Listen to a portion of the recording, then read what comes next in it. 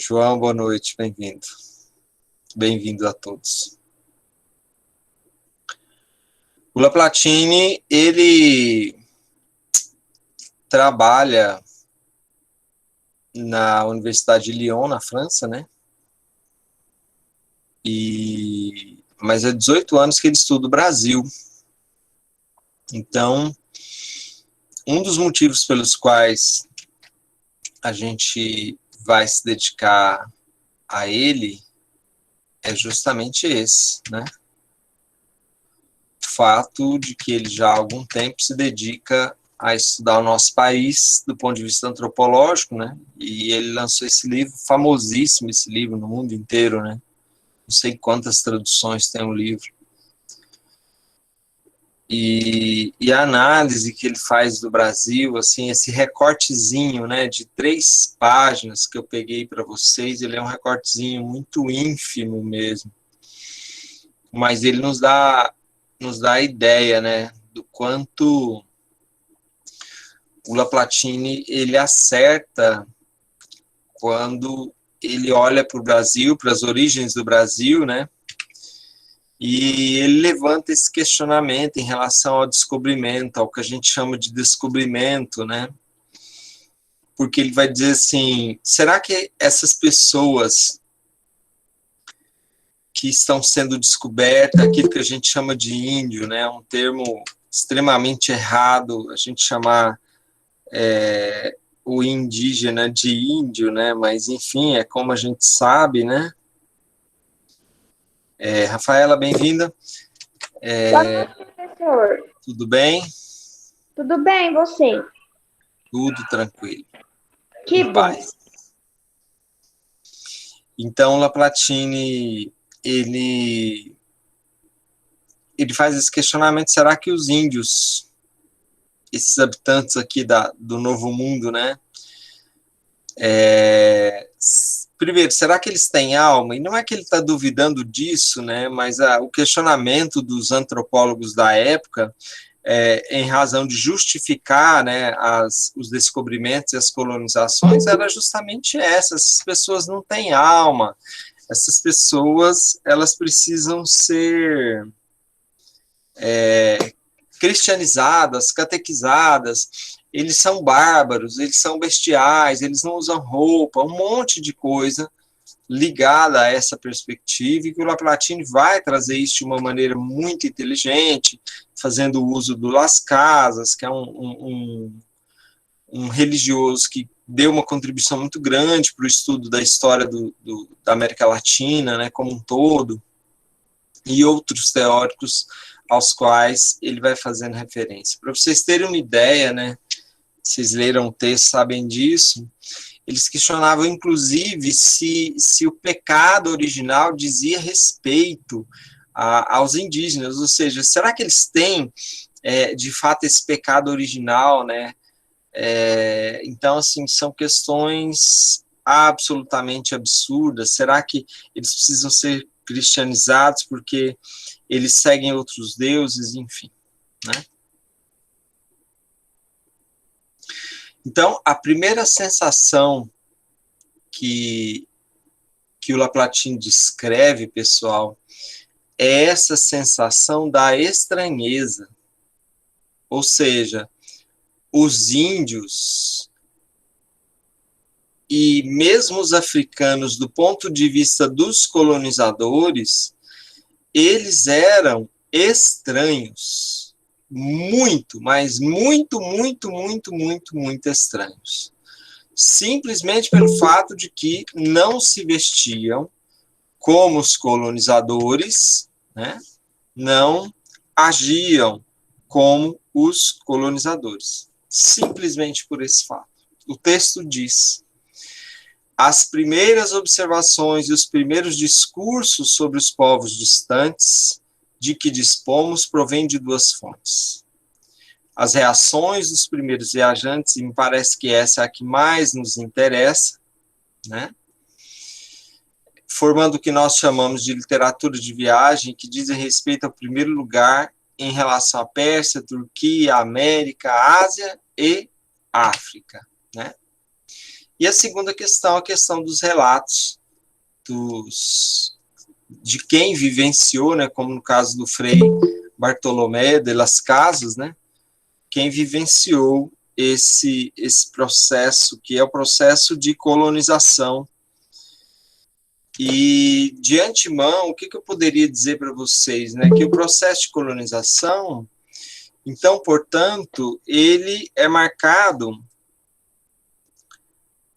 pelo que a gente chama de choque cultural ou conflito cultural. Então, o contato entre as culturas, e o Brasil tem minisséries, tem filmes que trabalham isso muito bem, né, com os nossos atores, mas essa questão cultural, esse choque cultural,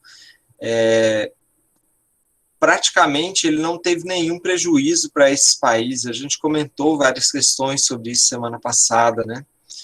O grande prejuízo foi justamente para quem eram os verdadeiros donos da terra nesse contexto, né, que a gente está tratando.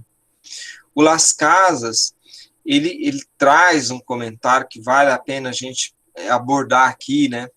Aqueles que pretendem que os índios são bárbaros, responderemos que essas pessoas têm aldeia, ou seja, os índios têm aldeia, ou seja, as suas cidades, né? Tem vilas, tem cidades, tem reis, tem senhores, tem uma ordem política, tem uma ordem econômica, e o Las Casas completa, melhor que a nossa, melhor que a nossa. Quando o Las Casas diz isso, e eu vou trazer essa questão muitas vezes para vocês hoje, pessoal, ele está fazendo referência a um melhor do ponto de vista da qualidade de vida, da justiça, que é o que mais nos interessa. Continuo Las Casas, esses povos igualam ou até superam muitas nações e uma ordem política que em alguns reinos é melhor que a nossa, que é dos europeus, no caso. Esses povos igualam até e superam muitas nações do mundo conhecidas como policiadas, irrazoáveis, e não eram inferiores a nenhuma delas. A grande questão, e aí essa semana com toda essa perseguição aos índios, né, principalmente a Guadalajara, que é uma das grandes líderes indígenas, inclusive ameaçada de morte, é o que leva a gente a perceber que não é uma questão se o índio foi ou não visto como inferior em relação ao europeu.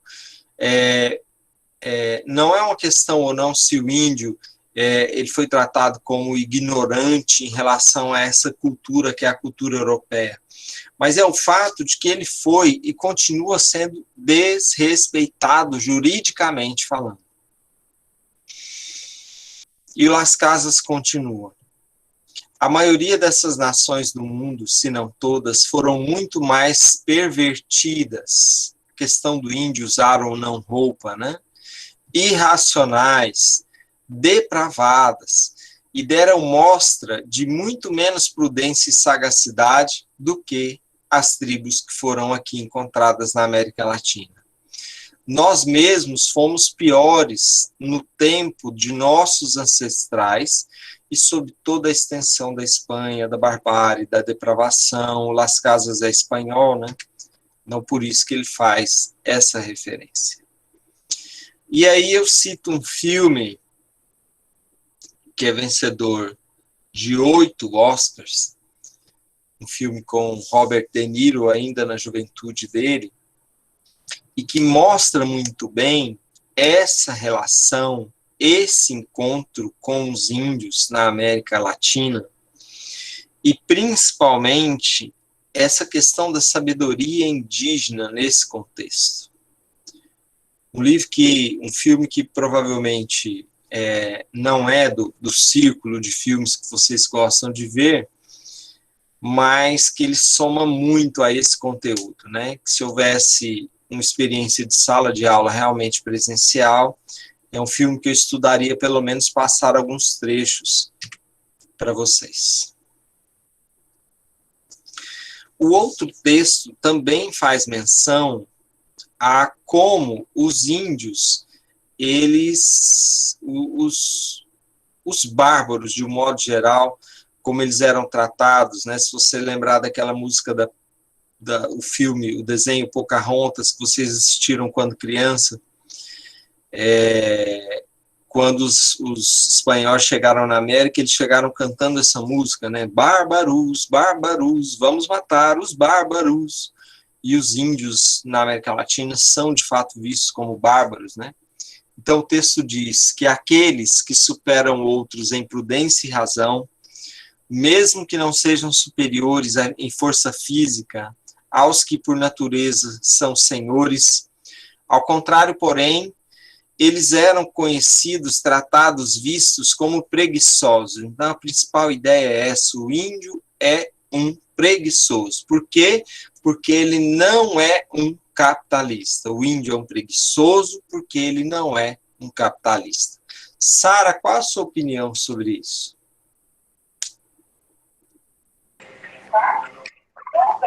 Calma aí, professor.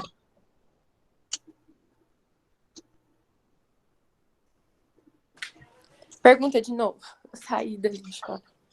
Qual a sua opinião sobre a questão do índio ser visto como preguiçoso pelo fato dele não ser capitalista?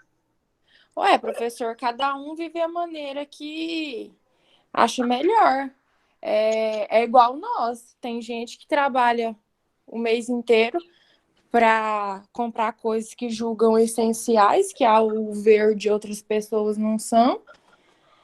E há pessoas que têm dinheiro e vivem assim como mendigos, né? Eu mesmo já vi pessoas que têm muita grana, com roupa bem velha, botina, e quem vê assim não tem R$ 1 no banco. E tem gente pobre, por exemplo, trabalha comigo lá na prefeitura, vai igual gente rico e é pobre. Você acha que o índio pode ter uma vida melhor que a sua? Professor, eles sofrem menos, eu acredito. Por quê? Eu não sei julgar se ele pode ter uma vida melhor, porque às vezes o que é bom para mim não é bom para ele. Certo. Mas eu acredito que talvez eles vivam melhor que eu. Uhum. Porque eles não têm preocupação, né? Não tem a parcela da casa para pagar no final do mês. Uhum. O filho deles não pede tablet, não pede patins de R$ 1.000. Uhum. Então, eu acredito que seja melhor. Ok. Então, a preocupação dele, acho que é a ameaça que ele corre, né? O risco que ele corre, né? Em relação aos brancos, né? Exatamente, das ameaças constantes, né? Uhum. Querendo o que é deles, né? O que eles possuem, que é o habitat deles, né? Sim. Senhor, eu acho que só deles não estar vivendo a pressão do capitalismo já é muito bom para eles. Foi o que o Israel acabou de falar, que eu queria ter dito e não consegui. Professor, olha, eu penso um pouco diferente. Eu penso que, assim, tem vantagens e desvantagens, né? Uma vantagem é você não viver no capitalismo, mas a desvantagem é que eles são muito discriminados, né? Eles são muito discriminados. Um tempo desse estava tendo muita morte indígena, gente roubando o território deles, e tipo, então, assim, é uma faca de dois gumes, onde quem mais se fere é ele. Será que o que vale mais a pena? Não viver no capitalismo ou ser morto por ser quem você é? Sim. Vou comentar. Pode falar, Saulo. Então.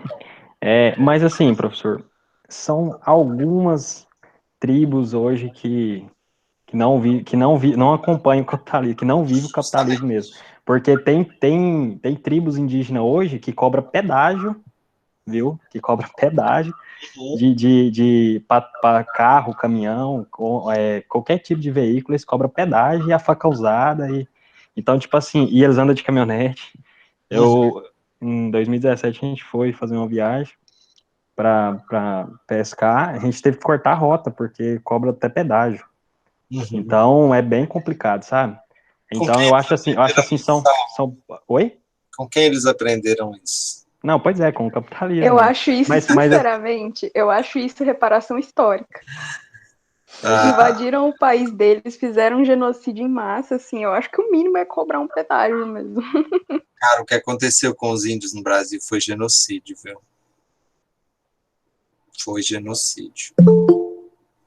Sim, é isso que eu tô falando. Eu pessoalmente, isso, viu? quando a gente tá no ensino fundamental, eles não ensinam isso pra gente, é claro. Não dá pra falar isso pra criança. Mas, Pinta a você princípio, a gente tem toda essa ideia de que o Brasil foi já tá descoberto bem. e tal. E depois que você professor, entra no ensino médio, você descobre que houve um genocídio, pessoas foram mortas, estupradas. É tudo muito, muito, muito pesado. Se você for pesquisar e ler mais sobre isso, é uma droga. Só concluindo aqui, professor. Mas assim, isso é muito complicado, sabe? Porque, tipo assim, beleza, então, vocês não cobram o pedágio, né? O governo paga o salário, lógico, o salário é salário mínimo, né? Para cada índio. Então, tipo assim, então acho que não teria necessidade, né? Talvez faria um favor, alguma coisa. Porque da mesma forma que está cobrando, então eles teriam que cobrar o pedágio do governo, então, não da população, né? Então acho que isso aí é um pouco injusto também. É igual sem terra invadir terra, isso aí para mim também eu discordo completamente. Sim, sim. Tudo bem, Jennifer. Tá baixo para mais alguém ou vocês estão me ouvindo bem? Não, tô ouvindo tranquilo. Aqui tá chegando beleza. Também tô ouvindo tranquilo. Vamos ver o que o teórico diz, né? Preguiçosos, espíritos lentos, mesmo que tenham as forças físicas para cumprir as tarefas necessárias, são por natureza servos, não são líderes, né? Essa é a visão do dominador, né? E é justo e útil que sejam servos, e vemos isso sancionado pela própria lei divina. Tais são as nações bárbaras desumanas, estranhas à vida civil, aos costumes pacíficos, né? E será sempre justo e conforme o direito natural que essas pessoas sejam submetidas ao império de príncipes e de nações mais cultas e humanas, e de modo que, graças à virtude dessa prudência, mas leis, eles abandonem a barbárie e informem uma vida e o culto à virtude. O índio pagou vários preços por não ceder inicialmente à obsessão branca, né? Ele paga primeiro por receber o estigma, isso é um estigma na antropologia, né? Que é o estigma de preguiçoso. O índio é preguiçoso, porque ele não quer ser capitalista. Segundo, ele paga um preço alto porque é dizimado, né? Isso foi muito bem colocado para vocês. Por vocês, aliás.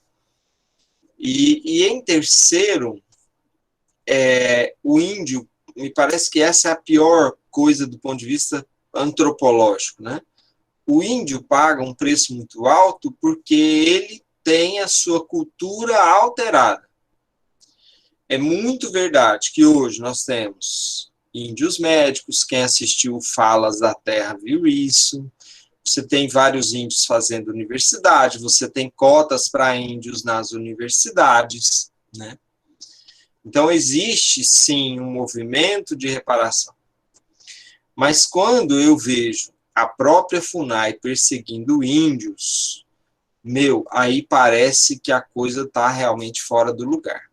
Tá? Porque quando o índio ele deixa de fazer aquilo que o branco quer, o branco não se contenta com isso, né? E aí o branco vai atrás daqueles que são fortes, trabalhadores, capazes, que são os africanos, né? E aí não provoca um genocídio de imediato, mas provoca um genocídio a longo prazo, né? A gente comentou isso semana passada. Você vai no Rio de Janeiro, a maioria de quem mora na favela é afrodescendente, né? e que tiveram seus avós como os grandes construtores da cidade maravilhosa, por exemplo. Então, é muito complicado, né, a gente pensar esse tema e a gente... É aquela frase, né? Se você não está incomodado, é porque você está mal informado, né? Porque é uma questão que, de fato, incomoda, assim como outras questões que também incomodam. Outro estigma que pesou sobre os índios é o estigma do mal selvagem, em detrimento do estigma do bom civilizado, né? Então, o índio, ele passa a ser visto como mal selvagem, porque ele precisa, primeiro, ser catequizado, porque a religião vai dar para ele o quê? Vai dar para ele moral. Vai ensinar para ele que ele não pode andar pelado, que ele tem que vestir-se, né? Vai ensinar para ele que ele tem que, em vez de aprender o ABC é importante, mas ele tem que obedecer, que é diferente, né? Mas que ele tem que aprender mais a obedecer do que o ABC, necessariamente. De modo que é uma cultura que foi devastada, ainda que ela exista, que ela perdure, é uma cultura que foi devastada, assim como a cultura africana. E aí eu pergunto para vocês, o africano, ele não foi... ele se comportou diferente do índio em relação à dominação. Ele assumiu a culpa e foi em frente, né? E depois criou os quilombos, e hoje nós temos os movimentos quilombolas e tudo mais. Mas o africano, ele se sobressaiu em relação ao índio, não com as mesmas garantias, né? A questão do racismo é uma questão fortíssima ainda no nosso país, fortíssima mesmo, né? Basta você ir à região sul que você vai ver isso de maneira muito evidenciada. Não só no esporte, mas em vários segmentos, né? Então, a pergunta é, se os índios tivessem abraçado a causa e trabalhado como os dominadores queriam, será que eles teriam uma vida melhor hoje ou não, né? E a resposta é muito óbvia. A resposta, de fato, é muito óbvia. Porque, ao que parece, a devastação, ela talvez teria sido maior. Talvez a gente nem tivesse tribos indígenas mais, né? Para contar a história. Vai dizer aquela música, eu quis o perigo e até sangrei sozinho, entendam? Música se chama Índios, do Nenhum de Nós. Entre os critérios utilizados a partir do século XIX pelos europeus para julgar se convém conferir aos índios um estatuto de ser humano, olha que absurdo, além do critério religioso do qual já foi mencionado, se o índio tem alma ou se o índio não tem alma, e que pede na configuração na qual nos situamos uma resposta negativa, ou seja, sem religião nenhuma. Então, os índios não têm religião. Eles têm os deuses deles, eles têm as crenças deles, mas eles não têm religião, né? Não tem a religião dominante, né? São mais diabos. E aí eles citam um exemplo disso em relação à aparência. Eles estão nus, vestidos com peles de animais, os comportamentos alimentares, eles comem carne crua, e todo imaginário de canibalismo, a inteligência tal como se pode ser apreendida, ou seja, eles têm uma língua que não é compreensível aos europeus. Então, aqui cabe uma frase que não serve só para os europeus que dominaram os índios, os portugueses, no caso. A frase é aquela do Cazuza. O problema é que Narciso acha feio aquilo que não é espelho. Então, o europeu, como dominador, ele jamais iria aceitar o índio, a não ser para estuprar, a não ser para explorar, a não ser para dominar esse indivíduo, né?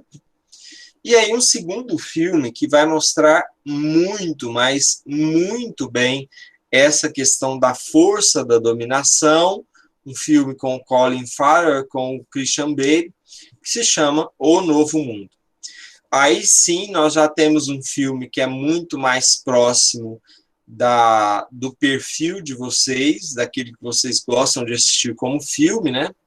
embora ele não seja um filme recente, mas é um filme, né, que tem uma pegada muito interessante e que nos ajuda muito bem a perceber todo esse trabalho da dominação. Filme fantástico, vale a pena assistir, tá?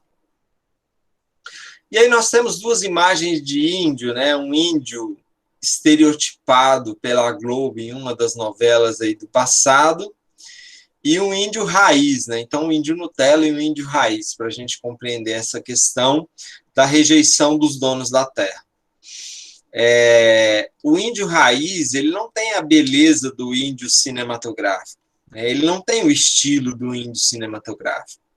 E ele usa um cocar não porque ele se ache rei, mas porque ele busca uma proteção da própria natureza, né?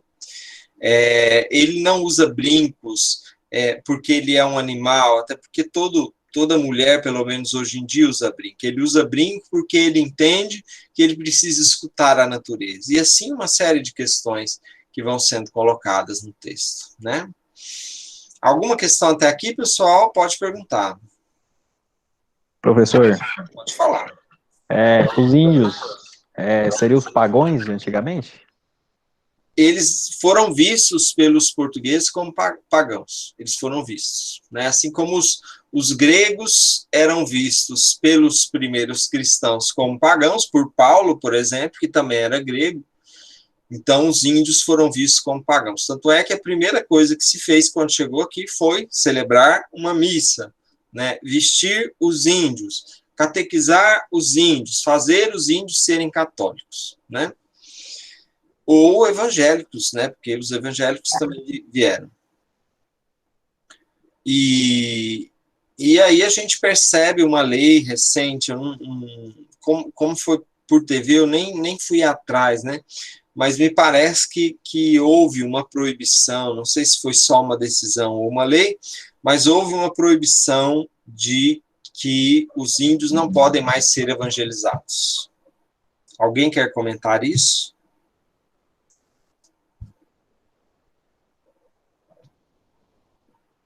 Por qual motivo, professor? Pelo fato de que ele já tem uma religião.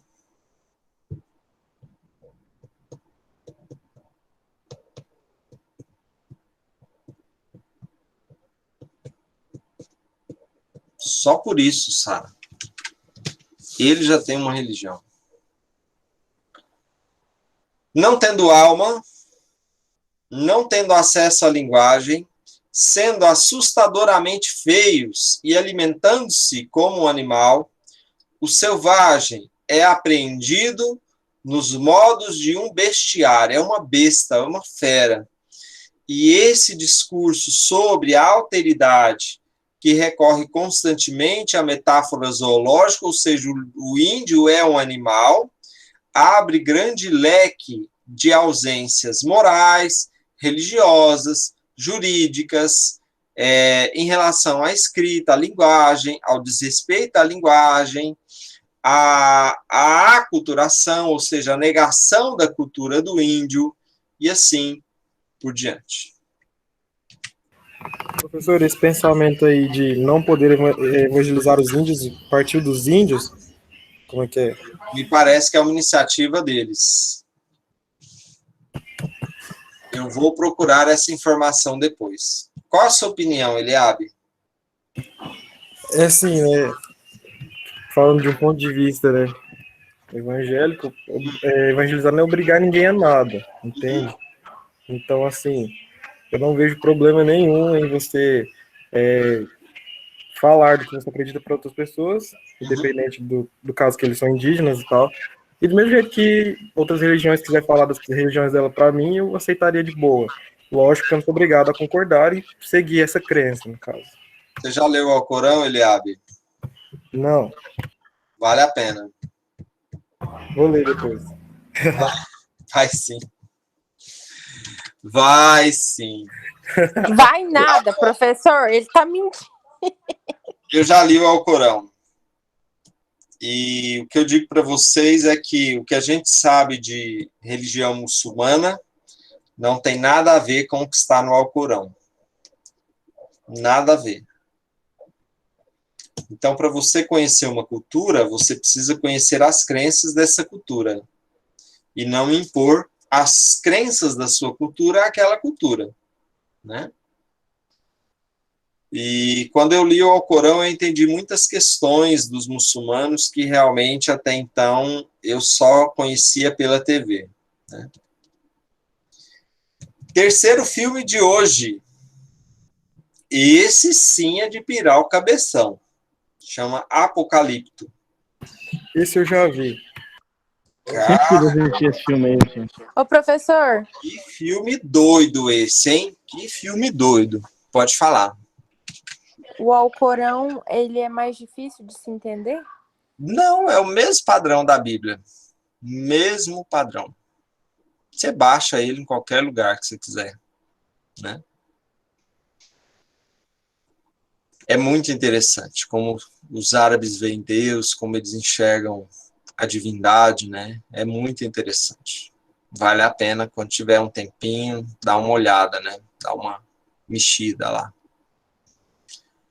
Até porque foi escrito por uma mulher e não por um homem, né? Vale a pena. Então, terceiro filme, fica a dica, Apocalipto.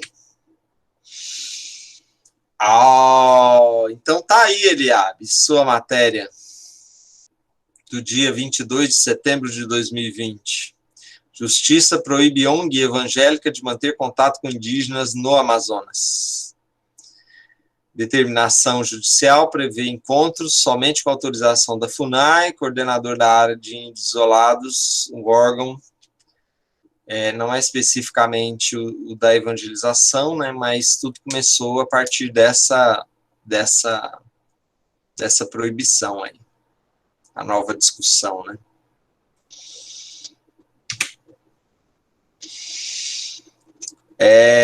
Francisco Lopes de Gomara, ou de Gômara, ele é um outro historiador dessa questão das colonizações, né?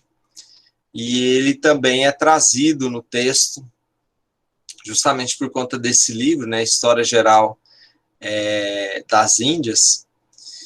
E o texto vai dizer que é a grande glória e honra dos nossos reis e dos espanhóis, trecho do livro, ter feito aceitar aos índios um único Deus, uma única fé e um único batismo, a ter tirado deles a idolatria dos sacrifícios humanos, do canibalismo, da sodomia e ainda outras grandes como maus pecados que o nosso bom Deus europeu, branco, né, detesta e pune.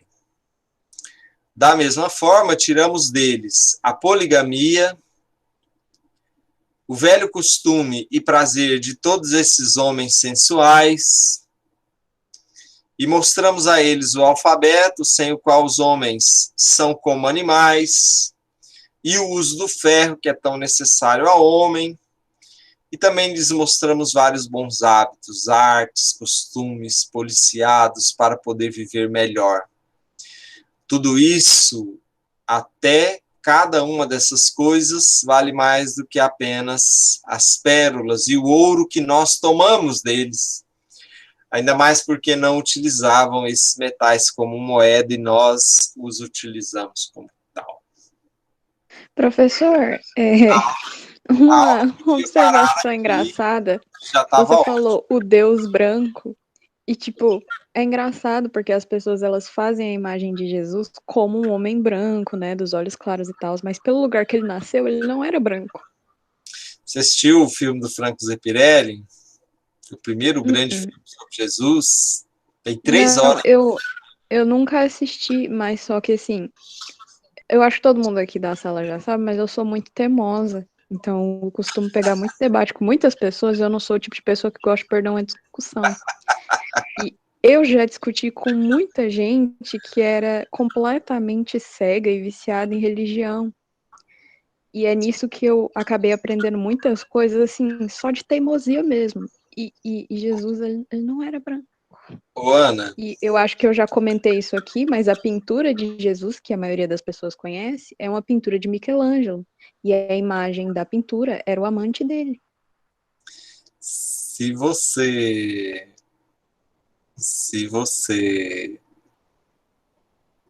assistir o filme sobre Jesus do Frank Zeffirelli, você vai apaixonar por Jesus. Eu vou? Depois você manda o nome, Gilson, pra gente. Consciente, Manda. Quando eu assisti esse filme, ele tem 3 horas, eram 2 fitas VHS, né? Não cabia em uma fita só.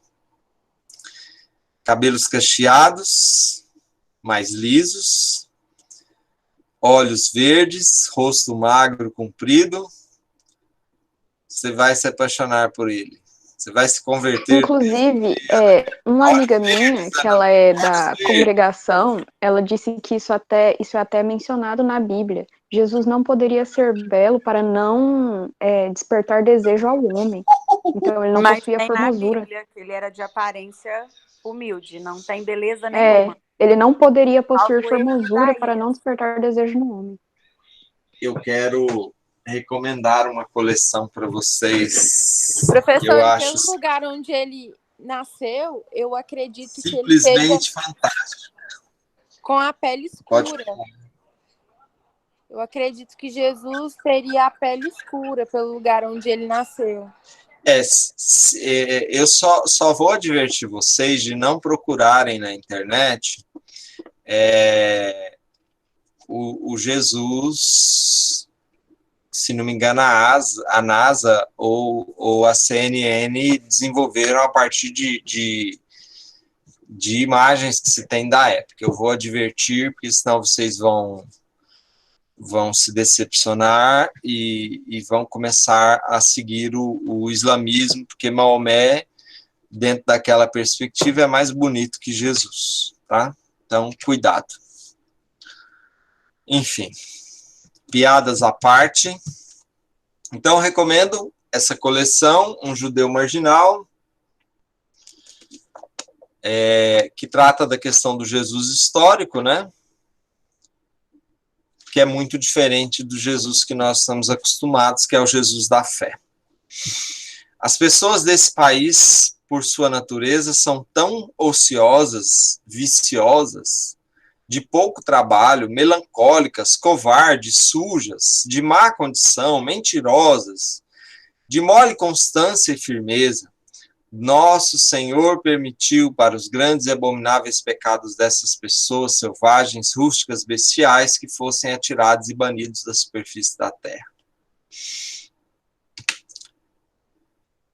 E aí vem a questão. O Brasil é a região mais zoonótica do mundo. Aqui existe uma grande proliferação de vírus e bactérias. E aí eu pergunto para vocês, isso explica o quê?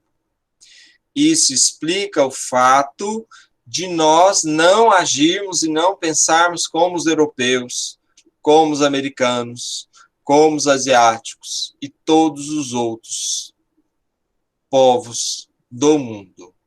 Se você observar essa imagem, você vai perceber porque nós e a América Central somos tão diferentes das outras localidades do mundo, que é a questão que a gente discutia na semana passada, né?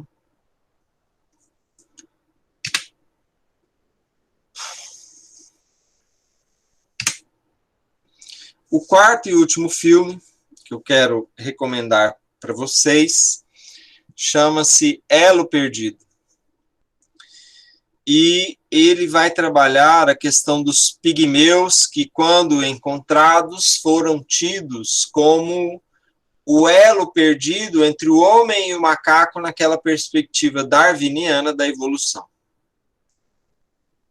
Pequenos, mais fortes, que não tinham nenhum tipo de linguagem semelhante à linguagem dos europeus, e que foram capturados como elo perdido e mostrados como elo perdido nos grandes erros que volta e meia Eu vou contar uma história. A ciência, ela acaba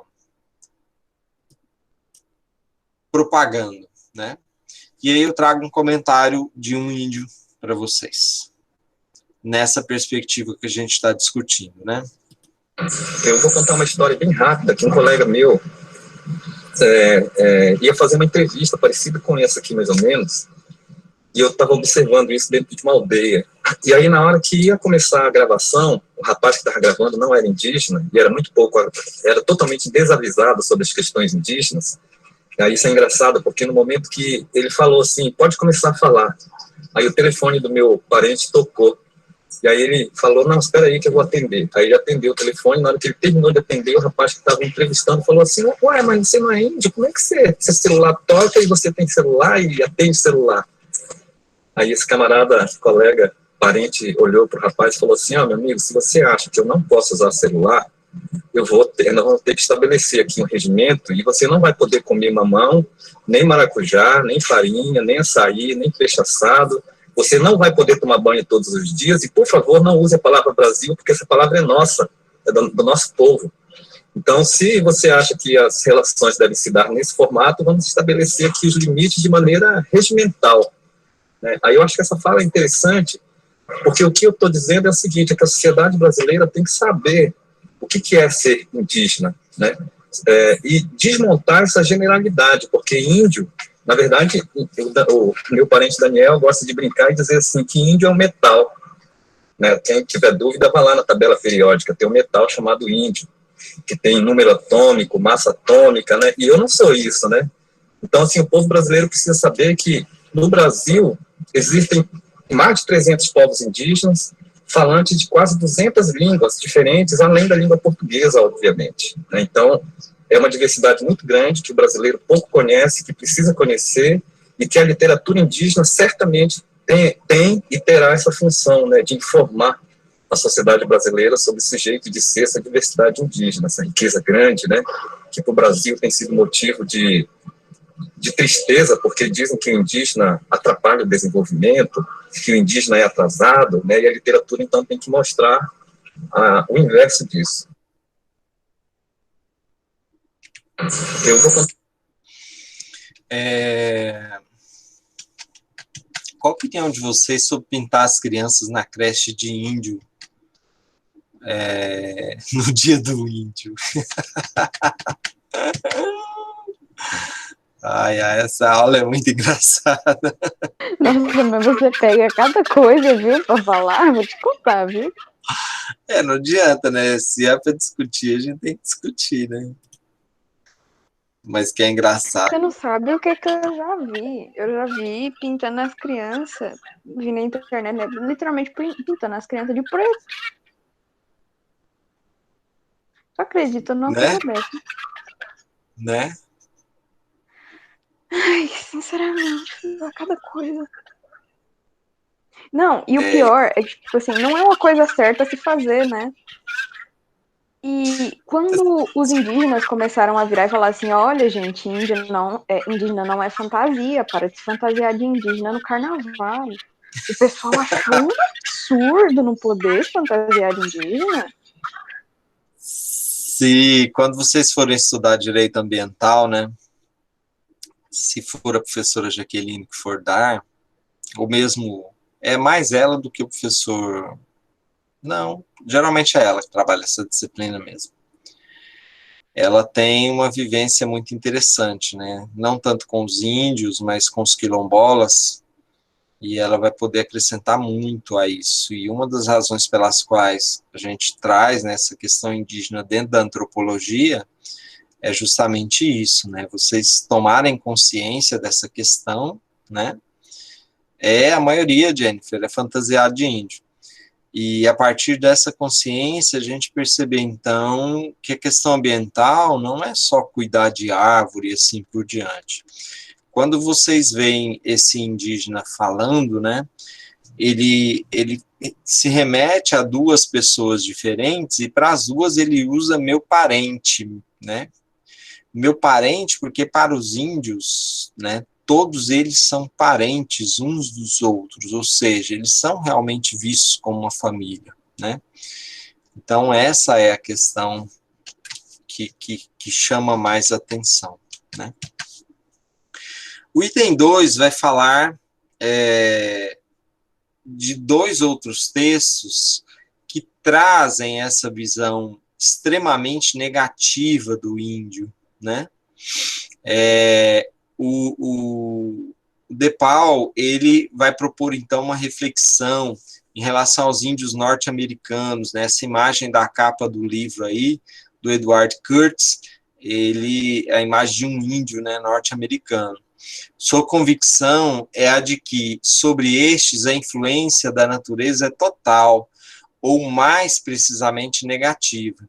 Se essa raça inferior não tem história e está pura, sempre condenada, por seu estado degenerado a permanecer fora do movimento da história, aí ele está falando de Hegel, para quem a história é fruto da razão, e não da barbárie, né, indígena, como eles pensavam, a razão deve ser atribuída ao clima de uma extrema umidade, ou seja, por que os indígenas, os africanos, os americanos, os latino-americanos são atrasados, né, por conta da umidade, ou então por conta da questão geográfica, ou então por conta do calor, ou então por conta dos vermes, vírus e bactérias que tem muito por aqui, né? E aí o texto diz: deve existir na organização dos americanos uma causa qualquer que embrutece sua sensibilidade e seu espírito. A qualidade do clima, a grosseria de seus humores, o vício radical do sangue, a constituição do seu temperamento excessivamente fleumático pode ter diminuído o tom e o saracuteio dos nervos desses homens embrutecidos. Os índios, coloquem isso na cabeça de vocês, eram vistos como infelizes. Temperamento tão úmido quanto o ar e a terra onde vegetam. Em suma, são infelizes, que suportam todo o peso da vida agreste na escuridão das florestas e parecem mais animais do que vegetais. Tem vício de constituição física, o gênio embrutecido dos americanos. E aí eu trago um vídeo de 1 minuto que mostra justamente essa questão do índio americano.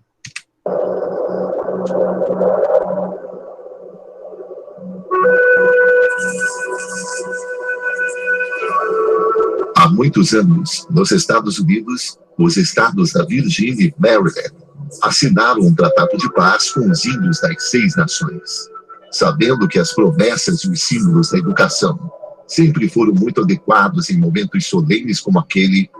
Logo depois dos termos do tratado serem assinados, os governantes americanos mandaram cartas aos índios, convidando-os para que enviassem alguns dos seus jovens às escolas dos brancos. Os chefes indígenas responderam agradecendo e recusando.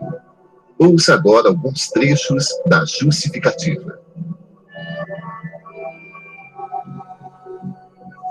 Nós estamos convencidos, portanto, que os senhores desejam bem para nós, e agradecemos de todo o coração. Mas aqueles que são sábios reconhecem que diferentes nações têm concepções diferentes das coisas. E sendo assim, os senhores não ficarão ofendidos ao saber que a vossa ideia de educação não é a mesma que a nossa. Muitos dos nossos bravos guerreiros foram formados nas escolas do norte e aprenderam toda a vossa ciência.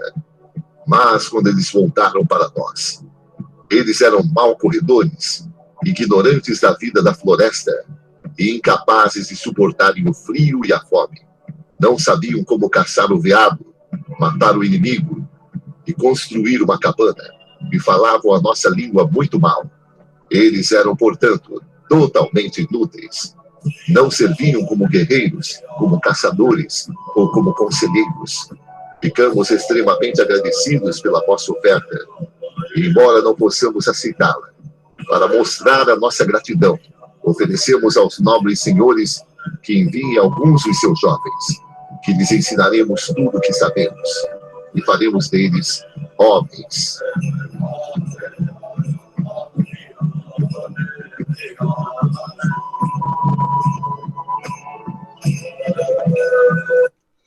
Essa carta é extremamente famosa, né? E aparece volta e meia aí em estudos, em análises, enfim. Qual a diferença entre uma tribo e uma cidade? Quem responde essa pergunta, por favor? Costumes? É uma opção. Outras opções? A tribo, ela compartilha uma mesma cultura e a cidade não. A cidade tem culturas diversas. Uhum. Eles vivem no mesmo ambiente e nós vivemos dividido por muros, né? Cada um tem sua casa, cada um vive como... Na África, existe um ditado popular que diz o seguinte: é preciso uma aldeia inteira para criar uma criança. Isso significa o quê? Significa muitas coisas.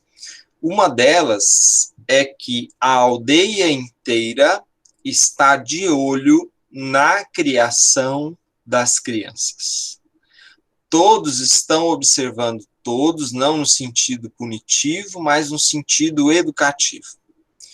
Se nós olharmos para a cidade, a marca da cidade é a marca do individualismo. É a marca do muro, como a Sara comenta. Ou seja, de fato, é uma cultura muito diferente, como menciona o Salmo, né?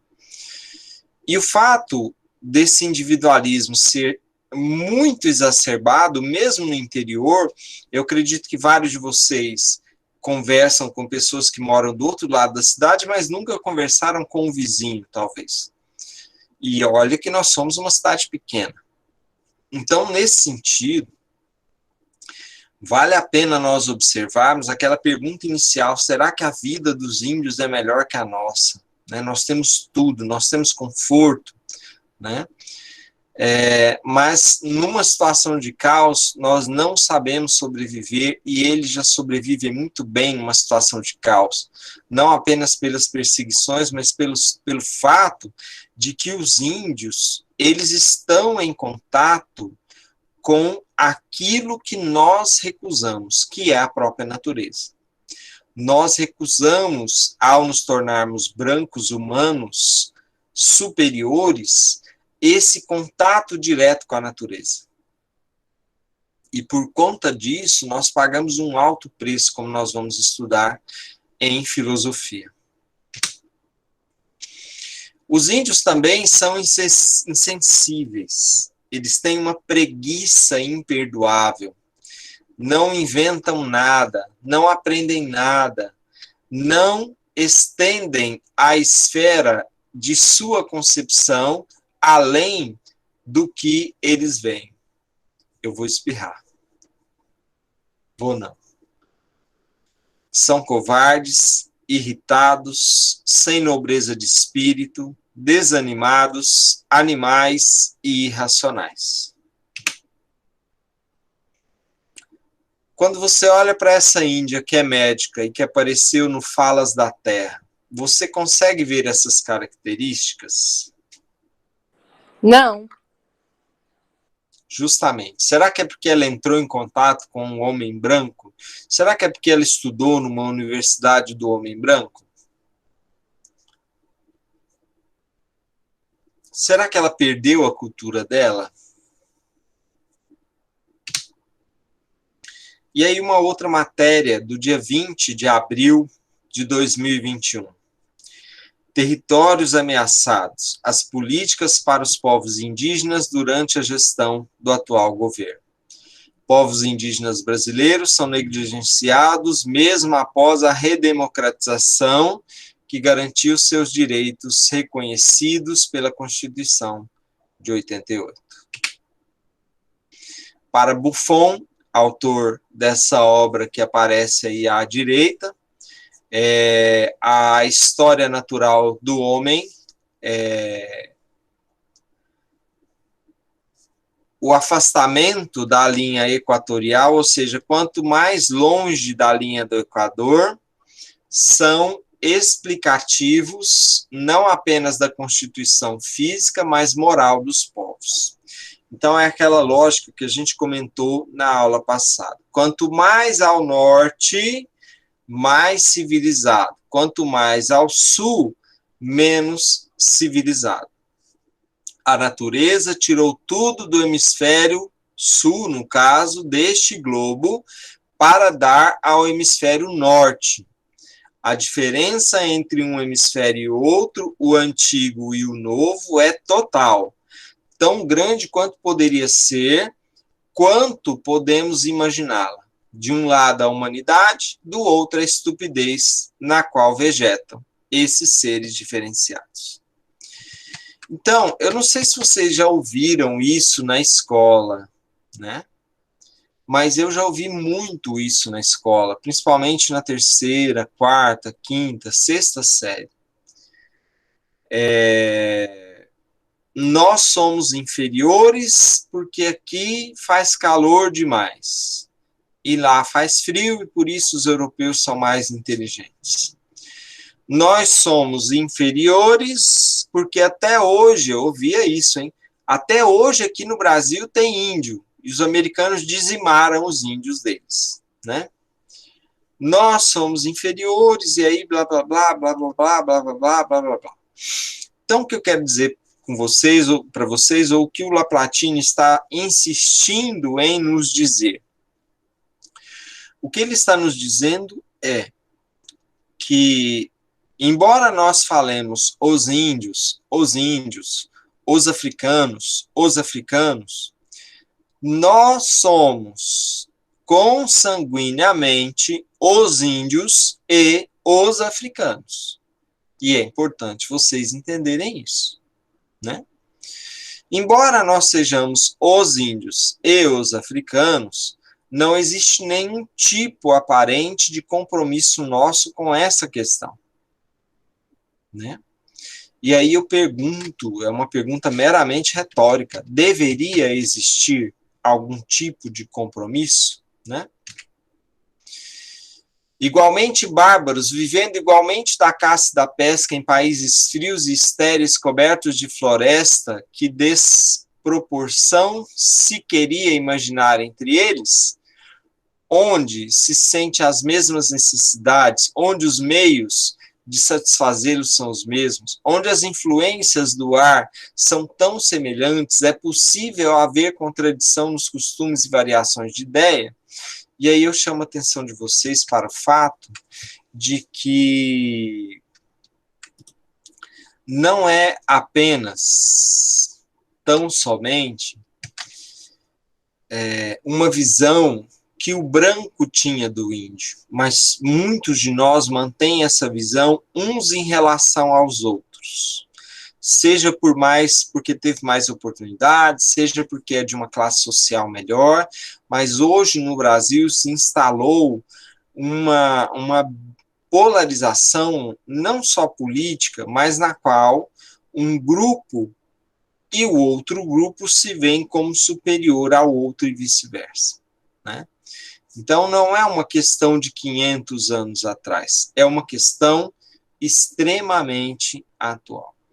E aí eu trago um segundo vídeo para vocês, que vai mostrar e trabalhar um pouquinho essa ideia. Carta-resposta do chefe índio Seattle, a proposta de aquisição das terras onde vivia sua tribo, ao presidente dos Estados Unidos da América, Franklin Pierce, 1854. Os índios do Amish habitavam na zona norte do atual estado de Washington, cuja capital, Seattle, tem o nome do chefe índio que proferiu o discurso, conhecido como a Carta do Chefe Índio, que é considerada um dos mais belos manifestos ecológicos. Após a cedência das terras, os índios do Amish migraram para a reserva Port Madison, onde está sepultado o chefe Seattle.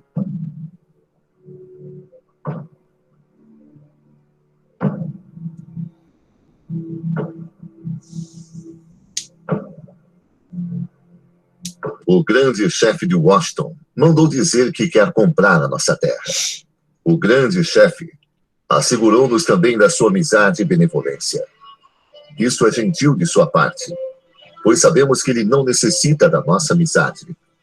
Nós vamos pensar na sua oferta, pois sabemos que se não fizermos, o homem branco virá com armas e tomará a nossa terra. O grande chefe de Washington pode acreditar no que o chefe Seattle diz, com a mesma certeza com que nossos irmãos brancos podem confiar na mudança das estações do ano. Minha palavra é como as estrelas, elas não empalidecem. Como pode-se comprar ou vender o céu, o calor da terra? Tal ideia é estranha. Nós não somos donos da pureza do ar ou do brilho da água. Como podem, então, comprá-los de nós? Decidimos apenas sobre as coisas do nosso tempo. Toda esta terra é sagrada para o meu povo. Cada folha reluzente, todas as praias de areia, cada véu de neblina nas florestas escuras, cada clareira e todos os insetos a zumbir são sagrados nas tradições e na crença do meu povo. Sabemos que o homem branco não compreende o nosso modo de viver. Para ele, um torrão de terra é igual a outro, porque ele é um estranho, que vem de noite e rouba da terra tudo quanto necessita. A terra não é sua irmã, nem sua amiga. E depois de exauri-la, ele vai embora. Deixa para trás o túmulo de seu pai sem remorsos. Rouba a terra de seus filhos, nada respeita. Esquece os antepassados e os direitos dos filhos. Sua ganância empobrece a terra e deixa atrás de si os desertos. Suas cidades são um tormento para os olhos do homem vermelho. Mas talvez seja assim, por ser o homem vermelho um selvagem que nada compreende. Não se pode encontrar paz em cidades do homem branco, nem lugar onde se possa ouvir o desabrochar da folhagem na primavera ou o zumbir das asas dos insetos. Talvez por ser um selvagem que nada entende, o barulho das cidades é terrível para os meus ouvidos. E que espécie de vida é aquela em que o homem não pode ouvir a voz do corvo noturno ou a conversa dos sapos no brejo à noite? O índio prefere o suave sussurro do vento sobre o espelho d'água e o próprio cheiro do vento, purificado pela chuva do meio-dia e com aroma de pinho. O ar é precioso para o homem vermelho, porque todos os seres vivos respiram o mesmo ar, animais, árvores, homens. Não parece que o homem branco se importe com o ar que respira, como um moribundo ele é insensível ao mau cheiro. Se eu me decidir a aceitar, imporei uma condição. O homem branco deve tratar os animais como se fossem seus irmãos. Sou um selvagem e não compreendo que possa ser de outra forma. Vi milhares de bisões apodrecendo nas pradarias, abandonados pelo homem branco que os abatia a tiros disparados do trem. Sou um selvagem, não compreendo como um fumegante cavalo de ferro possa ser mais valioso que um bisão, que nós, peles vermelhas, matamos apenas para sustentar a nossa própria vida. O que é o homem sem os animais? Se todos os animais acabassem, os homens morreriam de solidão espiritual, porque tudo quanto acontece aos animais pode também afetar os homens. Tudo quanto fere a terra, fere também os filhos da terra. Os nossos filhos viram os pais humilhados na derrota. Os nossos guerreiros sucumbem sob o peso da vergonha. E depois da derrota, passam o tempo em ócio e envenenam seu corpo com alimentos adocicados e bebidas ardentes. Não tem grande importância onde passaremos os nossos últimos dias. Eles não são muitos. Mais algumas horas ou até mesmo alguns invernos, e nenhum dos filhos das grandes tribos que viveram nestas terras, ou que têm vagueado em pequenos bandos pelos bosques, sobrará para chorar sobre os túmulos. Um povo que um dia foi tão poderoso e cheio de confiança como o nosso. De uma coisa sabemos, que o homem branco talvez venha um dia descobrir: o nosso Deus é o mesmo Deus. Julga talvez que pode ser dono dele da mesma maneira como deseja possuir a nossa terra, mas não pode. Ele é Deus de todos. e quer bem da mesma maneira ao homem vermelho como ao branco. A terra é amada por ele. Causar dano à terra é demonstrar desprezo pelo Criador. O homem branco também vai desaparecer, talvez mais depressa do que as outras raças. Continua sujando a sua própria cama e há de morrer uma noite, sufocado nos seus próprios dejetos.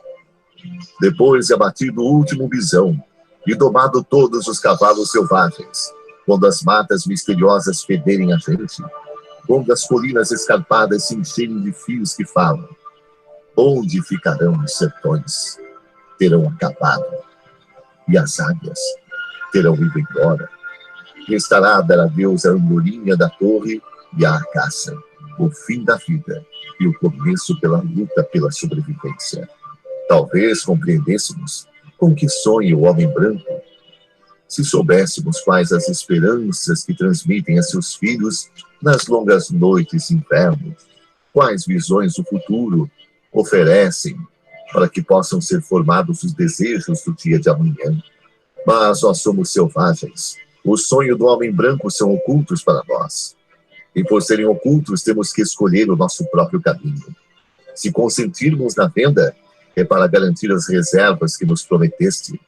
Lá talvez possamos viver os nossos últimos dias como desejamos. Depois que o último homem vermelho tiver partido, e a sua lembrança não passar da sombra de uma nuvem a pairar acima das pradarias, a alma do meu povo continuará a viver nestas florestas e praias, porque nós as amamos como um recém-nascido ama o bater do coração de sua mãe.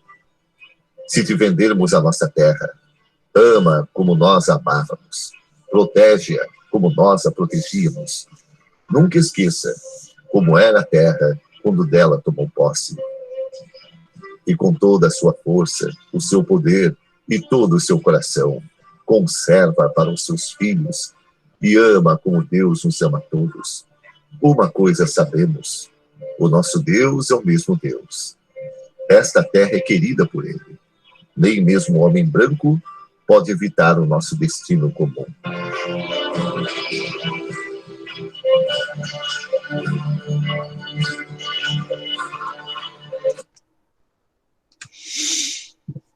Pois é.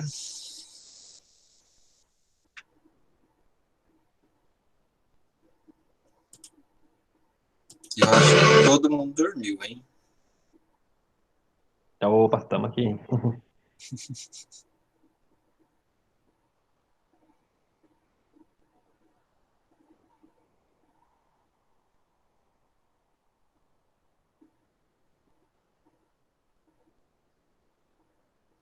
É muito complicado pensar nessa questão, né?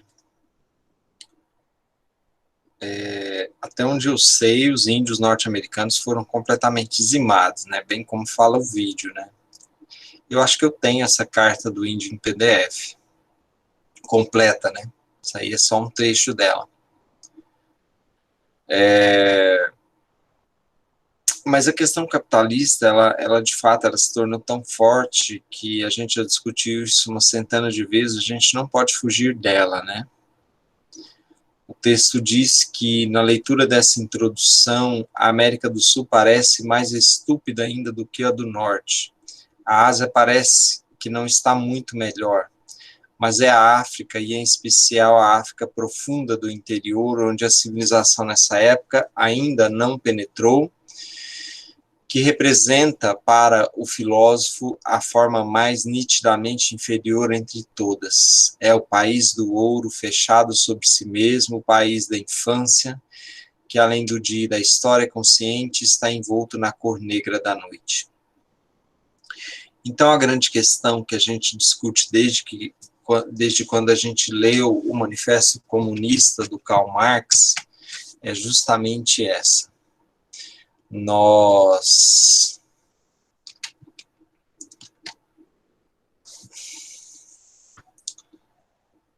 chegamos à conclusão de que o capitalismo é inevitável, né? Essa foi uma das primeiras conclusões nossas, de que não tem outra forma política a não ser a democracia capitalista, que é o regime sobre o qual nós estamos, porque ela favorece o enriquecimento. Mas a provocação de dizer que a vida do índio é melhor que a nossa, ela é uma provocação justa, porque a nossa vida, ela é, como vai dizer Bauman, uma vida de medo e de escassez. Medo e escassez. E aí uma outra matéria sobre o Dia do Índio, né, desse ano, 8 ministros lembram o Dia do Exército e apenas 3 celebram o Dia do Índio. Da mesma maneira, o texto fala dos negros e fala dos índios, né, fala dos africanos. Tudo na África é nitidamente visto sob o signo da falta absoluta. Os negros não respeitam nada, nem mesmo eles próprios, já que comem carne humana, fazem comércio da carne de seus próximos, vivendo em uma ferocidade bestial, eles não têm moral, nem instituições sociais, nem religião, petrificados em uma desordem inexorável, nada, nem mesmo as forças de colonização poderá nunca preencher o fosso que separa os europeus dos africanos. E aí outra questão que inclusive saiu hoje a decisão, né, de que o ato desse assessor foi, de fato, um ato racista, né, e dentre as muitas questões que a gente tem vivido. Por fim, na descrição dessa africanidade estagnante, da qual não há absolutamente nada a esperar, e que ocupa rigorosamente em Hegel o lugar destinado à indianidade em Poe, o teórico que a gente mencionou, o autor da Fenomenologia do Espírito, Heidegger, vai dizer: vale a pena notar, mais longe que o autor das pesquisas filosóficas sobre os americanos, o negro nem mesmo se vê contribuir o estatuto vegetal. Ele cai, escreve Hegel, para o nível de uma coisa, de um objeto sem valor. Importante citar Hegel, e é por isso que o Laplatine faz isso, porque Hegel é o pai do nosso pensamento capitalista ocidental. Ou seja, sem que você saiba quem é Hegel, você pensa ou é treinado para pensar como o próprio Hegel. E aí eu encerro com uma fala do Levis, C.L. Levis, quando ele vai dizer que o etnocentrismo, ou seja, a ideia de que a minha cultura é melhor que a sua e superior, portanto, é a condição natural da humanidade, ou seja, a humanidade está sob o signo da ideia de que uma cultura é mais elevada, é mais importante,